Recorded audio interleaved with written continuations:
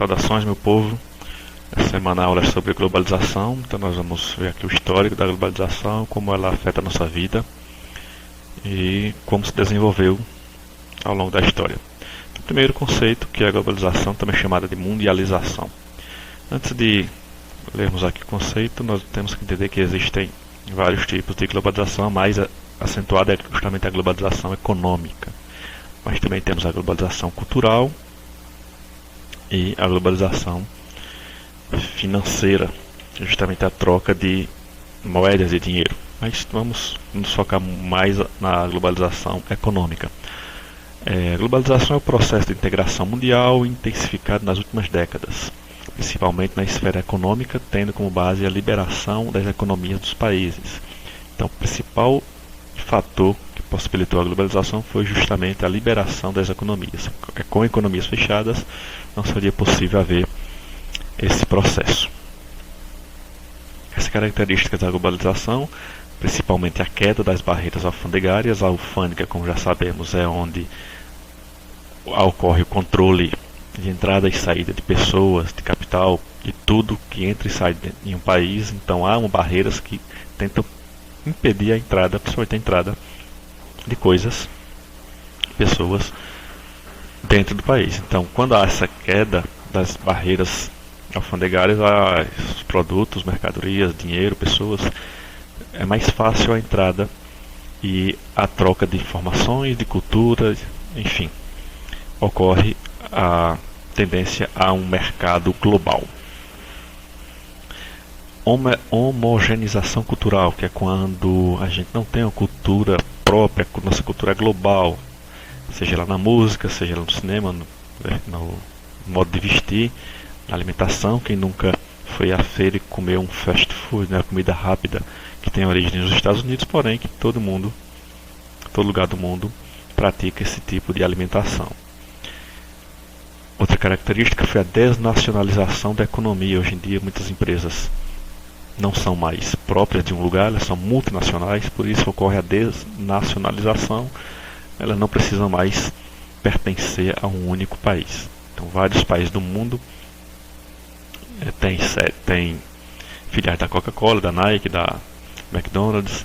Então, em 1950 eram apenas algumas centenas, hoje são mais de 40 mil multinacionais espalhadas pelo mundo. Outra característica é o barateamento e maior velocidade dos fluxos de informação de mercadoria. Isso aí possibilitou ou facilitou a existência do conceito da aldeia global, que vamos ver mais adiante, que é quando o mundo aparenta estar menor, cada vez menor, devido justamente à maior velocidade do fluxo de informações, a troca de informações, mercadorias e também a velocidade nos meios de transporte e o seu barateamento. Vejam só, em 1930, $80 era um minuto da ligação internacional e hoje custa menos de R$1. E se for pela internet, a gente consegue de graça. Em 1960, 25 milhões de pessoas viajavam pelo mundo e hoje são mais de 400 milhões de pessoas que viajam pelo mundo todo à procura de diversos tipos de coisas, seja ela para estudar, turismo, etc.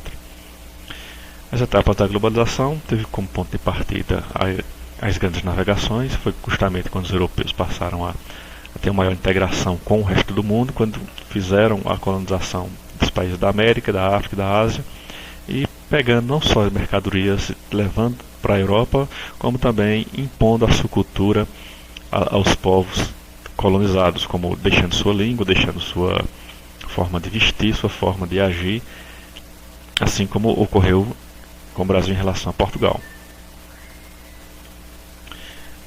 A Revolução Industrial foi justamente uma nova etapa, a segunda etapa, que deu um impulso à globalização. O mundo caminhava no ritmo de galope e agora acelerou com a máquina a vapor implantada no locomotiva, implantada no navio. Ficou muito mais rápido viajar pelo mundo, que antes tinha que ser, aqui nessa época, a navios a vela, que demorava bastante, muitos perdiam no meio do caminho, mas com a máquina a vapor implantada no navio ficou tudo mais rápido, em comparação, logicamente, à máquina a vapor. Só que a Revolução Industrial teve início lá no século XVIII e ocorreu em 3 fases. A primeira delas teve início na Inglaterra no século XVIII. Espalhou-se aí pela metade do século e outros países da Europa, com a invenção da ferrovia, locomotivas a vapor e tinha o objetivo de suprir a necessidade de transportar as mercadorias em larga escala, principalmente, lógico, pela Europa, que antes era tudo feito à mão, era o artesanato, passou a ser feito de forma industrial com máquinas automáticas. Máquina movida a vapor, os trabalhadores das fábricas passaram a receber salário, que antes eram autônomos, cada um fazia o seu, as condições eram péssimas, não tinham direitos trabalhistas, havia grande mão de obra infantil, mão de obra feminina com salários mais baixos, justamente por serem mais mansas do que o homem, e a busca de matéria-prima em países da África e da Ásia, o que caracteriza o neocolonialismo. Aqui nós temos algumas imagens da época, a fábrica com crianças, uma mina de carvão com a família toda trabalhando, novamente criança aqui descalço, veja as condições de trabalho e o perigo que elas estavam correndo.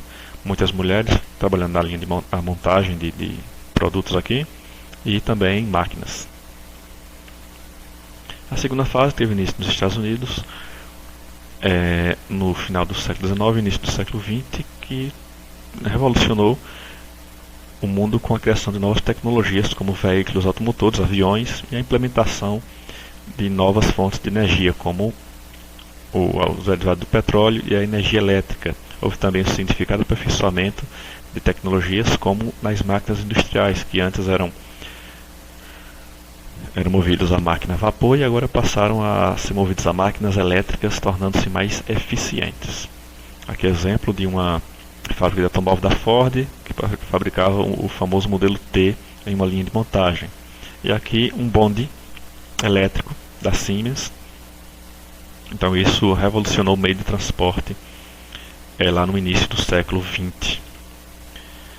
Esse sistema de produção Fordismo foi um exemplo de eficiência na forma de produzir, justamente para reduzir o custo e aumentar a rentabilidade pela linha de montagem. Houve o uso do petróleo como principal fonte de energia e também da energia elétrica aplicada na indústria e avanços nas áreas da tecnologia, da telecomunicação, como por exemplo a invenção do telefone, do rádio. Nessa época as invenções eram muito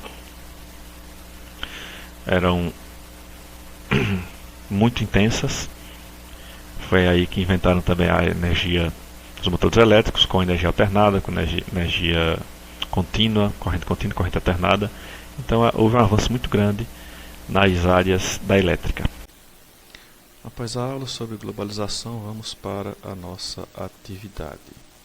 Então a primeira questão vai ser: o que é globalização? Então, globalização significa o quê? O que foi a globalização e o que ela representa para a nossa sociedade? A segunda questão: o que significa a homogeneização cultural? O que significa homogeneização? Homogeneização é quando tudo se torna único, né? Homogêneo. Ou seja, homogeneizar a cultura. Então isso significa o quê? E a terceira questão vai ser: quando e como se iniciou a globalização? A globalização se iniciou quando? É um processo recente? É um processo antigo? Como foi que se iniciou o processo de globalização? Quando os povos do mundo começaram a ficar mais unidos e a cultura mais homogênea. Então, quando que iniciou-se esse processo? A quarta: como a Revolução Industrial impulsionou a globalização? A Revolução Industrial foi um dos processos que mais ajudaram o mundo a se tornar mais globalizado. Então, por que isso aconteceu? Em que a indústria e o seu desenvolvimento industrial ampliou o processo de globalização.